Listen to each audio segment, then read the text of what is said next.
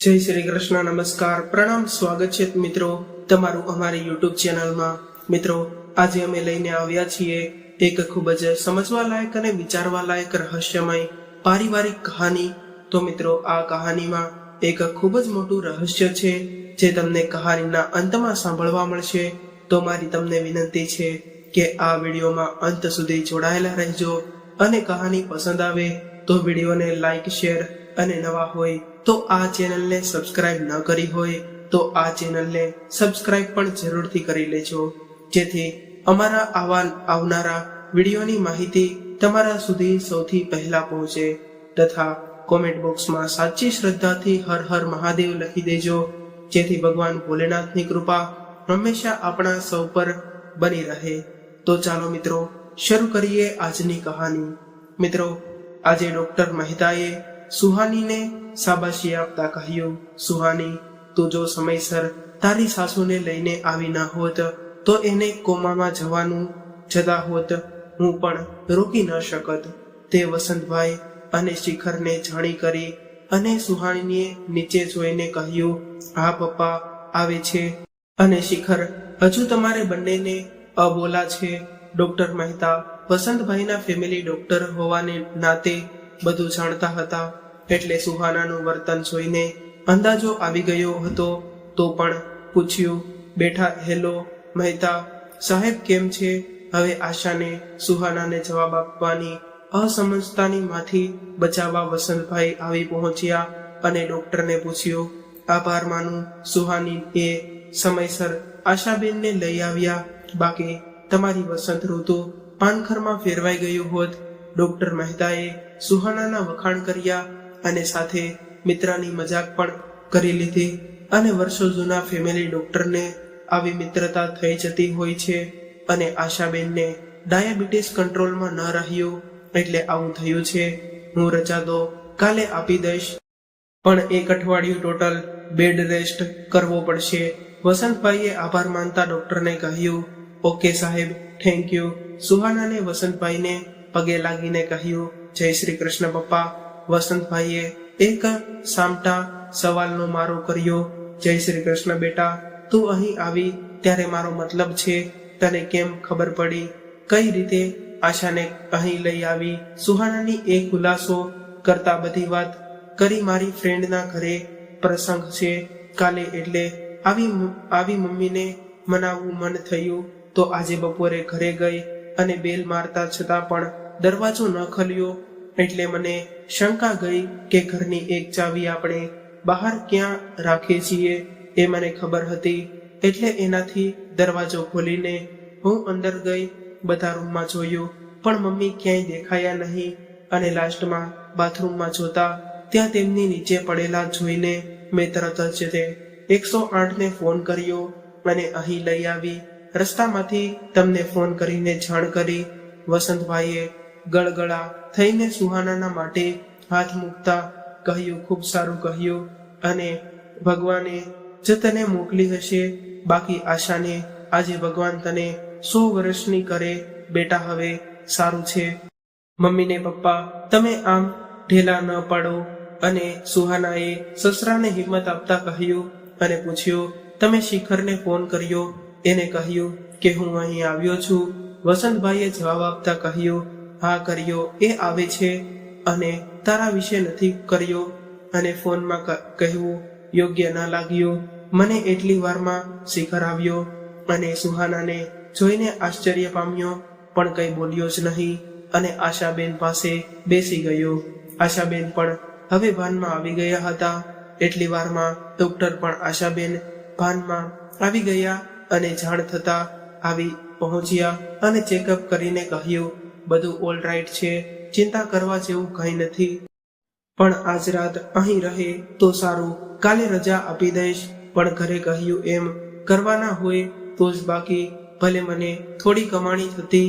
હસતા હસતા ડોક્ટર મહેતાએ કહ્યું, તો શિખરે કહ્યું, પપ્પા તમે થાક્યા હશો, ઘરે જાઓ, હું રાત રોકાઈશ નહીં। ના બેટા, તું સુહાનાને એ કહે કે ત્યાં મૂકીને ઘરે જા, અને બહાર ગામથી આવ્યો છું તો થાક લાગ્યો હશે, તને વસંતભાઈએ આદેશના સૂચમાં કહ્યું, એટલે શિખરે ના પાડી અને કહ્યું, ઝઘડાનો ચહેરો નિર્દોષ હોય છે, પણ તેની પેટ ભયાનક હોય છે. એની સાબિતી જાણે બંને આપતા હોય એમ હોસ્પિટલથી સુહાનાએ કહેલા એડ્રેસ સુધી બંને ચૂપ જ રહ્યા. અને શિખર શરીરથી મજબૂત, મનથી રોજો અને દિલથી પ્રેમાળ દંપની બાબતે એ ડફોળ હતો અને પ્રામાણિકતાના વિષયમાં PhD હતું. સંવેદનશીલ પણ એવો જ તે. ઝીણી કાકરી મારું તો કચરાય, મારે અને સહેજ વખાણ કરો તો પોસાઈને ડહાળ જેવો પહાડો થઈ જાય. સુહાની સુંદર હતી. વસ્ત્રોની અંદર ઢંકાયેલું એનું સુડોળ શરીર વાસ્તવમાં શરીર નહીં, પણ કોઈ એક પુરુષના દિમાગને તહસ નહસ કરી નાખે એવા વિસ્ફોટનો ગરમાગરમ જથ્થો હતો. સુહાનાએ પહેલી જ તે મુલાકાતમાં શિખર જેવા હોનહાર પુરુષને પાગલ બનાવી મૂક્યો હતો. બંનેના કોમન ફ્રેન્ચના લગ્નમાં હાઈ હેલ્લો થી શરૂ થયેલું અકસ્માત મિલન એકમેકના હૈયા હલાવી નાખવા સુધી પહોંચી ગયું અને બંને જણા વાતના પ્રવાહમાં એ રીતે વહેતા રહ્યા કે જે રીતે થમમસ્તી નદીમાં પૂરમાં વૃક્ષોના પાંદડા તણાયા જાય. અને બંનેના ઘરની મંજૂરીથી લગ્ન પણ કરી લીધા. પણ કહેવાય છે કે સુખની આવડતા ટૂંકી હોય છે અને દુઃખની જીવાદોરી લાંબી હોય છે. શિખર નકશે પ્રમાણે, એટલે કે એણે એના એક પણ અવગુણ કે ભૂતકાળની વાત સુહાનાથી છુપાવી ન હતી.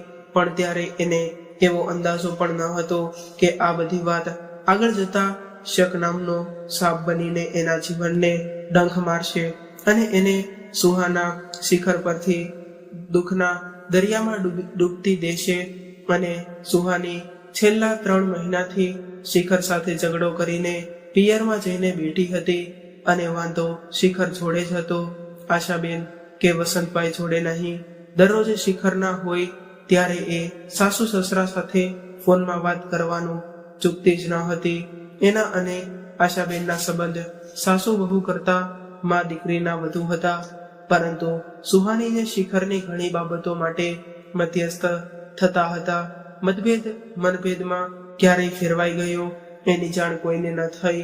અને એક દિવસ સુહાની પિયર જતી રહી, પણ કુટુંબો પણ આવી પડતો આકાર ક્યારેય સંબંધમાં તૂટેલા કાચ ઉપર ફેવિકોલનું કામ કરતો હોય છે એમ આશાબેનની તબિયત બગડી અને સુહાનીનો ત્યારે જ તે ઘરે પહોંચવાનું અને ડોક્ટરે બેડ રેસ્ટ કરવાનું કહ્યું. એટલે સુહાની 1 અઠવાડિયા માટે ઘરે રહેવા આવી અને આશાબેનને અને વસંતભાઈને નવી આશા જાગી અને મનોમન પ્રાર્થના કરવા લાગ્યા કે સુહાની આવે, અહીં જ તે રોકાઈ રહે અને શિખર સાથેના બધા મતભેદ ખતમ થઈ જાય. ક્યારેય કોઈ ક્ષણ એવી ફળદ્રુપ હોય છે જે બોલાયેલા શબ્દોથી ગર્ભવતી બની જતી હોય છે. સાચા હૃદયથી બોલાયેલું વાક્ય સમયના ઉદરમાં ઈચ્છા બનીને પાંગરવા લાગે છે. જગત આ ઘટનાને તે કદાચ રીના નામની ઓળખતું હતું હશે અને આવું તે કંઈક આશાબેનને અને વસંતભાઈની પ્રાર્થના વખતે થયું હોઈ શકે. કારણ કે એ જ સમયે કોરોનાના કાળા કેરની બચવા માટે સરકારે 21 દિવસના લોકડાઉનની જાહેરાત કરી. ત્યારે સુહાનીનો ઘરમાં બીજો જ તે દિવસ હતો. સુહાનીએ પહેલો દિવસ અને રાત તો શિખરની અવગણતાને કાઢી નાખી, પરંતુ આ લોકડાઉનના સમાચારે એને મૂંઝવણમાં નાખી દીધી હતી અને હવે 21 દિવસ ફરજિયાત અહીં જ રહેવું પડશે. આશાબેને એની મૂંઝવણ પારખીને એને કહ્યું, બેટા, આપણે અહીંયા સાચું સમજીને જ તે કરતા હોઈએ, ખોટું છે તો એ પછી ખબર પડે છે. ક્યારેક સાચું કરવાનું પરિણામ સુખ આપનાર નથી હોતું. તું અને શિખર એકવાર શાંતિથી વાંચતો કરો. તમે બંને આટલા સમજદાર છો અને આવું કરો એ યોગ્ય લાગે છે. સુહાનીએ વાત કાપવાના ઈરાદાથી કહ્યું, મમ્મી, મારે એની સાથે દલીલમાં નથી ઉતરવું. આશાબેને આજે કરતા કહ્યું, બેટા, હું શિખરનો પક્ષ લઈને તને નથી સમજાવતી, હું તને મારી દીકરી સમજું છું. એટલે કહું છું, દલીલોના દરવાજા બંધ કરી દેવાથી સંબંધોનું જળાશય દરિયો ન બની શકે. તેને તર્કનો કાંટો ના મળે તો એ ગંધાઈ ઉઠે અને બંધિયાર ખાબોચિયાની જેમ એકવાર મારું માન રાખીને એની સાથે વાત તો કર, કંઈક રસ્તો નીકળશે. બીજી તરફ વસંતભાઈ શિખરને સમજાવવા મટી રહ્યા હતા અને વ્યક્તિને જીતવી હોય તો એને સહમત કરવી પડે બેટા. મહાત કરીને ન ચાલે, કારણ બતાવવું પડે અને ગળે ઉતારવું પડે. તો સુહાનાની જોડે દલીલ કરવાના બદલે તારી વાત શાંતિથી સમજાવી પણ શકે નહીં. પપ્પા પણ એ સમજાવવા માટે કે માનવા માટે તૈયાર થાય તો ને તમને એવું લાગે કે મેં કોશિશ નહીં કરી હોય. શિખરે પોતાનો પક્ષ રજૂ કરતા સામો સવાલ કર્યો અને ઉમેર્યું, કેરીની ખટાશ અને લીંબુને ખટાશમાં ફેર હોય પપ્પા. કેરીને એ મીઠી થાય ત્યાં સુધી પકવી શકાય, લીંબુ તો જેમ પાકે એમ ખટાશ પકવે. અને સુહાનીના મનમાં શક નામના લીંબુની ખટાશ છે. શક દૂર કરવાના મેં ઘણા બધા પ્રયત્નો કર્યા પણ એને સંતોષ જ નથી. વસંતભાઈએ વિનવણીના સૂરમાં કહ્યું, એક કોશિશ વધુ. આમ પણ હવે 21 દિવસ સાથે જ તે રહેવાનું છે તો એક ટ્રાય કરવામાં તને કઈ વાંધો છે? આશાબેન અને વસંતભાઈની એક જ ઈચ્છા હતી કે બંને શિખર અને સુહાના બંને ફરી એક થઈ જાય અને બંનેની કોશિશથી શિખર અને સુહાનાની એકબીજા સાથે વાત કરવા માટે રાજી થઈ ગયા. ત્યારે આશાબેનની આંખો ખુશીના આંસુઓથી છલકાઈ ગઈ અને જાણે અડધી જંગ જીત્યા. અને આંખોની ખૂબી એ જ તે એ હરખથી પણ છલકાય અને દુઃખથી પણ છલકાય. એ આંખ જ્યારે માતાની હોય ત્યારે તો પૂછવું જ તે. શું સમય સૌથી મોટો દિગ્દર્શન છે એ જિંદગીના તપતા પરભરતા નાટકમાં. એ પણ માત્ર સાથે સહેજ પણ અન્યાય નથી થતો. એ જિંદગીના તપતા પરભરતા નાટકમાં એકમાત્ર પાત્ર સાથે સહેજ પણ અન્યાય નથી કરતો. યોગ્ય સમયે એ દરેક પાત્રને ચોટદાર સંવાદ ફટકારવાની તક આપી દે છે. આજે એવી જ તે તક શિખર અને સુહાની બંને પાસે આવી ગઈ. બંને આજે બધું ક્લિયર કરવાનું નક્કી કરીને બેઠા હતા પણ શરૂઆત કોણ કરે એ મૂંઝવણમાં બંને અગાસીમાં શાંત વાતાવરણમાં ચૂપ બેઠા હતા. અને સુહાની આ ચાંદ અને તારાને જોઈને શું વિચાર આવે છે તને? સુહાની ચપકે અને સમજાવવાની કોશિશ કરી રહી કે શિખર શું કહેવા માંગે છે પણ શિખર આકાશ તરફ જોઈને પોતાની ધૂનમાં આગળ ભૂલી જાય છે. અને જિંદગીમાં અમુક લોકો ચાંદ જેવા હોય છે, પૂરા ખીલેલા તો મહિનામાં એક દિવસ જ જોવા મળે. એવા લોકોનો પ્રેમ પણ ચાંદની જેમ વધઘટ મતલબ મુજબનો થતો રહેતો હોય છે. અને અમુક લોકો તારા જેવા હોય છે, 365 દિવસ એક સરખા જ દેખાય. એ સરખો જ તે પ્રેમ આપે. અને શિખર આટલું બોલીને સુહાની સામે જોયું. શિખર, તને એવું લાગે છે કે મારું વર્તન ચાંદ જેવું છે? સુહાનીએ આંખ ઝીણી કરીને પૂછ્યું. શિખરે હંમેશાની જેમ સમજાવતા સૂરમાં કહ્યું, યાર સુહાની પ્લીઝ, તો તને ગમતો મતલબ ના કાઢ. હંમેશા મારો કહેવાનો મતલબ એ હતો કે તું તારા જેવી છો. મમ્મીને ખરાબ તબિયત માટે આપણો મતભેદ ભૂલાવીને પણ તેની દેખરેખ માટે એક પણ ક્ષણ વિચાર કર્યા નહીં અને રોકાવાનો નિર્ણય લીધો. એ બીજું કોઈ હોય તો કદાચ ના લઈ શકે. અને સુહાનીએ કહ્યું, તારી આવી અઘરી વાતો જ તે મને હંમેશા મૂંઝવણમાં નાખી દે છે. આજ વાત તું આમ ચોખ્ખું પણ કહી શક્યો હોત પણ નહીં. તને હંમેશા અઘરું જ તે બોલવું ગમે અને મને સરળ ભાષામાં સાંભળવું ગમે. અને વાત તો પછી મારો કાઢ કે હું મને ગમતા મતલબ કાઢું છું. સુહાની હવે પહેલાની જેમ ખોલીને બોલવા લાગી હતી. હવે તું કહે છે તો સરળ ભાષામાં જ વાત કરીશ. ઓકે. શિખરે સુહાનીને પહેલા બોલવાનો મોકો આપવાનો નિર્ણય કર્યો. આજે તારા મનમાં જે હોય તે કહી દે.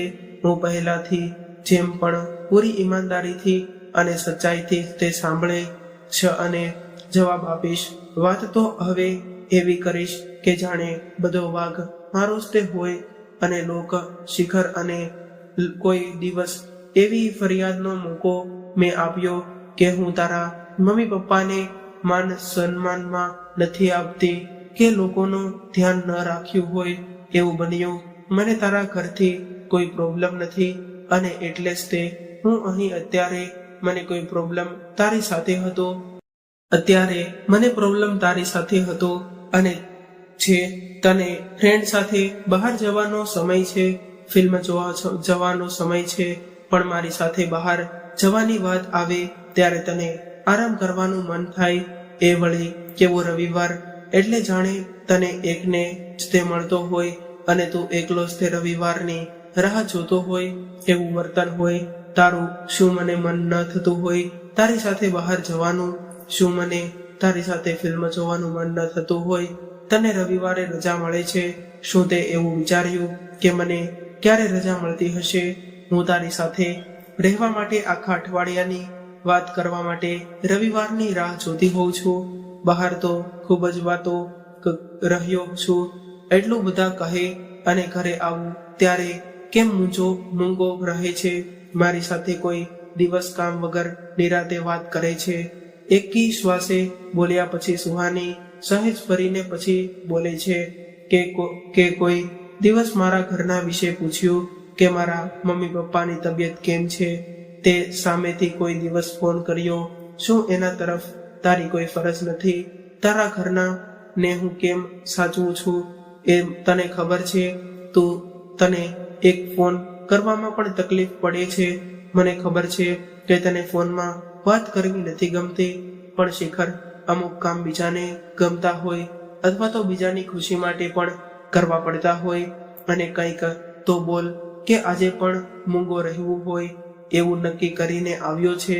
અને સુહાની રડમસ અવાજે વાત પૂરી કરવા બોલી, હું તારી આ બધી બાબતમાં સહમત છું. મને મારી ભૂલ દેખાય છે. તારા ગયા પછી મમ્મી પપ્પાએ પણ મને ખૂબ જ તે કહ્યું આ બાબતે અને હું દિલથી એ બાબતને માફી માંગુ છું. તારી અને મમ્મી પપ્પા સાથે ખુશ જોઈને હું એવું જ તે વિચારતો હતો કે તું ખુશ છે, પણ મેં તારી જગ્યાએ રહીને કોઈ દિવસ વિચાર્યું નથી. હું મારી જ તે દુનિયામાં મસ્ત હતો, પણ હવે એવું નહીં થાય.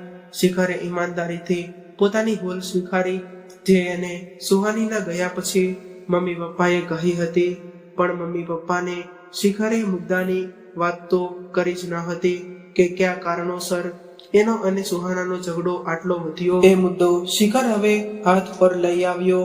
અને સુહાના, તને એવું લાગે છે કે મેં તારાથી કંઈ છુપાવ્યું હોય? લગ્ન પહેલા કે લગ્ન પછી ના કહીને સુહાની સહેજ ઢીલી પડી ગઈ. એની અપેક્ષા બહારનું વર્તન શ્રી ખરેખર કર્યું હતું. સુહાનીને આવી આશા જરાય ન હતી કે શિખર તરત પોતાની ભૂલ સ્વીકારી લેશે. મેં તને મારા મને અને શિલ્પી વિશે બધી જ તે વાત કરી હતી. શિખરે મેન સવાલ કર્યો. હા, અને સુહાનીએ નીચું મોઢું કરીને તેનો જવાબ આપ્યો. તો તું કોઈ પણ વાતમાં એને વચ્ચે લઈ આવે છે, એ શું યોગ્ય છે?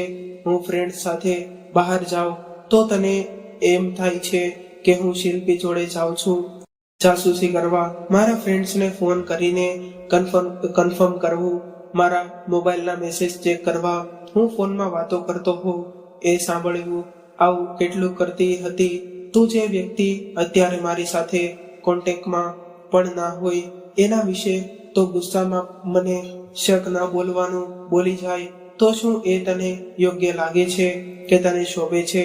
જો મારે તારાથી કંઈ છુપાવવું જ હોય તો હું તને લગ્ન પહેલા જ તે બધી વાત ન કરી દીધી હોત. તમારો છોકરીઓનો પ્રોબ્લેમ સમજાતો નથી. સાચું કહીને તો એ સચ્ચાઈ પહેલા સારી લાગે, પણ એ સચ્ચાઈ શકમાં ક્યારે બદલાઈ જાય એના સમજાય. અને જો કોઈ છુપાવીએ અને પાછળથી ખબર પડે તો એને દગો કહીને તમે ઝઘડો પહેલા હા કરશો, વખાણ કરશો અને પછી શક કરશો અને મેળા મારશો. ભૂતકાળ બધાનો હોય. સુવાની, મેં તમને સારો ભૂતકાળ કહ્યો ત્યારે તમે મારા ભૂતકાળ વિશે પણ પૂછી શકતો હતો, પરંતુ મને એ જરૂર ન લાગ્યો કારણ કે હું વર્તમાનમાં રહેવાનો માણસ છું. તારી શક કરવાની આદતને મને ખૂબ જ તે દુઃખ પહોંચાડ્યું છે. તારા મેળા સહન નહોતા થતા એટલે તે દિવસે મારા સ્વભાવની વિરુદ્ધ ઊંચા અવાજે તારી સાથે ઝઘડો થઈ ગયો. તો પણ મેં તને બીજા દિવસે સોરી કહેવા માટે ફોન કર્યો હતો, પણ તે જવાબ જ ન આપ્યો. એટલે મેં મેસેજ કર્યો તો તેનો જવાબ પણ ન આપ્યો. શું આ બધું તને યોગ્ય લાગે છે? મને તારી ભૂલ સમજાઈ અને સ્વીકારી અને માફી માંગી અને ફરી નહીં થાય એવો પ્રોમિસ પણ કર્યો. શું તું મારી ભૂલ સ્વીકાર કરીશ? શિખરે આજે ખુલીને મનમાં જે હતું તે બધું સુહાનીને કહીને રાહતનો શ્વાસ લીધો. આટલા વખતની જે વાત મનમાં હતી તે બધી કહી દીધી અને સુહાનીને પણ એની ભૂલ સમજાઈ ગઈ અને રડતી રડતી બોલી, મને માફ કરી દે. મારા એવા શક મને ખૂબ જ તે તકલીફ આપી અને મારા એ શકને તારા મિત્રએ એક તરફ સપ્તપદી અને બીજી તરફ ગુપ્તપદી કરીને તારી મજાક કરી હતી એ હું સાચી માની બેઠી. એમાં હવા મળી અને શકની યાજ્ઞાર્થ ધુમાડામાં હું સાચી સચ્ચાઈ જોઈ ન શકી અને હું પણ ત્યારે ગુસ્સામાં ન બોલવાનું તને બોલી અને બેઠી. અને ગુસ્સો તો દરેક માણસને આવે છે, પણ હું વાક જોનારો નથી. યાદ પણ ન રાખ્યું. રાત ગઈ બાદ ગઈ. હું એ વિચાર્યું કે સંબંધ મહત્વનો કે ગુસ્સો. હું તો હજુ પણ તને એટલો જ તે પ્રેમ કરું છું જેટલો પહેલા કરતો હતો. સુહાનીમાં રહેલો શિખરના નખ આ સાથે જોડાઈને જીવનભરનું સુખ બની શકે કે કેમ એની શક્યતાઓ તપાસીને તો એવું રહેશે. શિખરે આટલું કહીને સુહાની સામે પ્રેમથી જોયું અને પોતાના ગોઠણ પર બેસીને પ્રપોઝ કરતો હતો એવી અદામાં પૂછ્યું, સારું રહેશે એવું કહીને સુહાની શિખરને જોરથી ભેટી પડે. અને મિત્રો, વિડીયો તમને ગમ્યો હોય તો લાઈક શેર કરજો અને આવા જ વિડીયો જોવા માટે આ ચેનલને સબસ્ક્રાઇબ કરો.